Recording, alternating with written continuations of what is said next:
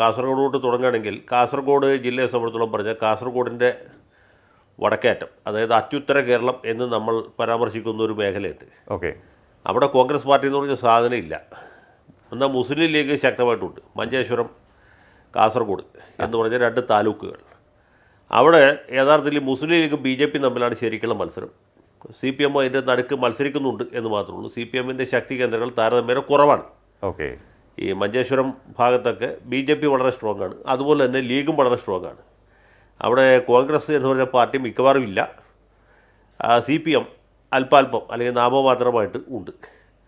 ഇനി കാസർഗോഡ് ജില്ലയുടെ തെക്കൻ ഭാഗങ്ങൾ, അതായത് കാഞ്ഞങ്ങാട് മുതൽക്ക് ഇങ്ങോട്ടുള്ള പ്രദേശങ്ങൾ നോക്കിക്കഴിഞ്ഞാൽ അവിടെ CPM ആണ് പ്രധാനപ്പെട്ട രാഷ്ട്രീയ പാർട്ടി. കോൺഗ്രസും ഉണ്ട്, BJP-യും ഉണ്ട്, ലീഗും ആവശ്യത്തിനുണ്ട്. അപ്പോൾ ഇങ്ങനെ ഒരു അവ്യക്തമായ ചിത്രമാണ് അവിടെ ഉള്ളത്. പക്ഷേ പഞ്ചായത്തിന് തെരഞ്ഞെടുപ്പിനെ സംബന്ധിച്ചോളം നോക്കിക്കഴിഞ്ഞാൽ, മുനിസിപ്പാലിറ്റികളെ സംബന്ധിച്ചോളം നോക്കിക്കഴിഞ്ഞാൽ ഈ മേഖലയിൽ സ്വാഭാവികമായിട്ടും LDF-ന് മേൽക്കൈ കിട്ടുകയും അതാ ഒരു ശക്തിയിൽ അവർ ജില്ലാ പഞ്ചായത്ത് പിടിക്കുകയും ചെയ്യാനാണ് സാധ്യത. കാസർഗോഡ് മുനിസിപ്പാലിറ്റിയിലും മറ്റുമൊക്കെ ലീഗ് തന്നെ ഭരണം നിലനിർത്തും. പക്ഷേ പൊതുവെ ഇടതുപക്ഷത്തിന് അനുകൂലമായ ഒരു ജില്ലയാണ് കാസർഗോഡ്.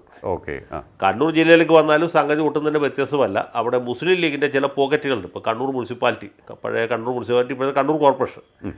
കണ്ണൂർ കോർപ്പറേഷനിലെ കോൺഗ്രസും ലീഗും ശക്തികളാണ്. അങ്ങനെയാണ് കഴിഞ്ഞ തവണ ഭരണം കിട്ടിയത്. അതെ. അത് മാർക്സിസ്റ്റ് പാർട്ടിക്ക് അത്ര എളുപ്പത്തിൽ പിടിക്കാവുന്ന ഒരു സ്ഥലമല്ല, പക്ഷേ അസാധ്യമല്ല. മുനിസിപ്പാലിറ്റികളുടെ കാര്യത്തിൽ ഇതൊക്കെ തന്നെയാണ് സ്ഥിതി. അവിടെ ലീഗിന് മേൽക്കൈയുള്ള പ്രദേശങ്ങളുണ്ട്, ലീഗിൻ്റെ പോക്കറ്റുകളുണ്ട്, മുസ്ലിം ഭൂരിപക്ഷ പ്രദേശങ്ങളുണ്ട്. അവിടെയൊക്കെ ലീഗ് ജയിക്കും. ഓക്കെ.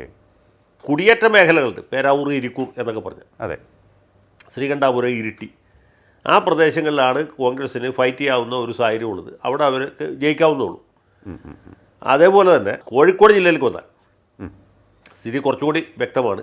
കണ്ണൂർ ജില്ലയെക്കാളും മാർക്സിസ്റ്റുകാർക്ക് പ്രാമുഖ്യമുള്ള സ്ഥലമാണ് കോഴിക്കോട് ജില്ല. കോഴിക്കോട് ജില്ലയുടെ കിഴക്കൻ ഭാഗങ്ങളിൽ ഈ കുടിയേറ്റ മേഖലകളിലാണ് കോൺഗ്രസ് കുറച്ചെങ്കിലുമൊക്കെ ഫൈറ്റ് ചെയ്യാവുന്ന അവസ്ഥയിലുള്ളത്. കോൺഗ്രസ്സിന് വോട്ട് ചെയ്യുന്ന ആളുകൾ, കോൺഗ്രസ്സിന് വോട്ട് ചെയ്തിരുന്ന ആളുകൾക്ക് ഇപ്പോഴും അവിടെയുണ്ട്. കോഴിക്കോട് ജില്ലയിൽ എല്ലായിടത്തും ഉണ്ട്. കൊയിലാണ്ടിയിലുണ്ട്, പേരാമ്പ്രയിലുമുണ്ട്, കോഴിക്കോട് സിറ്റിയിലുമുണ്ട്. പക്ഷേ കുഴപ്പമെന്ന് വെച്ചാൽ ആ വോട്ടുകളൊന്നും പെട്ടിയിലെത്തിക്കാനുള്ളൊരു സംവിധാനം കോൺഗ്രസ്സിന് ഇല്ല. പിന്നെ വിശ്വാസ്യതയുള്ള നേതാക്കന്മാരില്ല.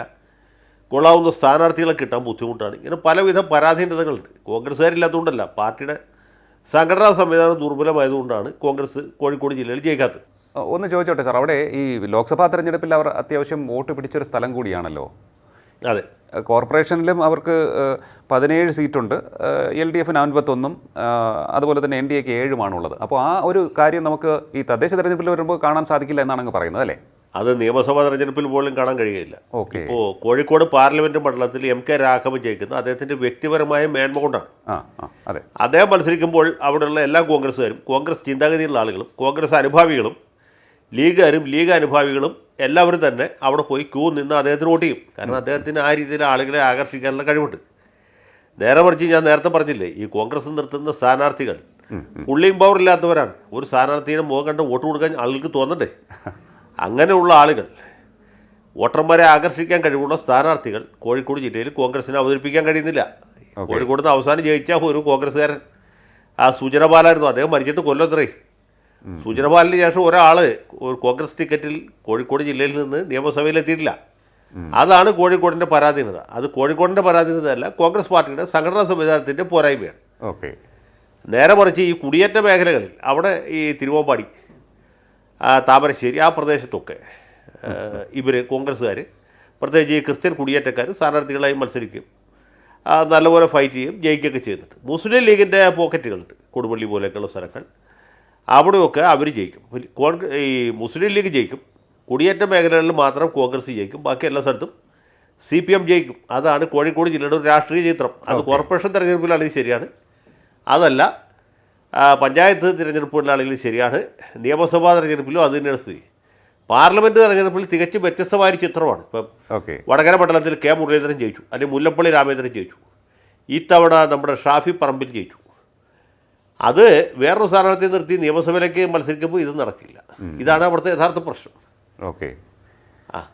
അപ്പോൾ കോഴിക്കോട് ജില്ല നമുക്ക് കൃത്യമായിട്ട് LDF-ന് കൊടുക്കാം എന്ന കാര്യത്തിൽ ആ ഒരു സംശയം വേണ്ട. LDF തന്നെ ആയിരിക്കും കോഴിക്കോട് ജില്ലാ പഞ്ചായത്ത് ഭരിക്കാൻ പോകുന്നത്. അവിടുത്തെ കോർപ്പറേഷനിലും അവർ തന്നെ ജയിക്കും.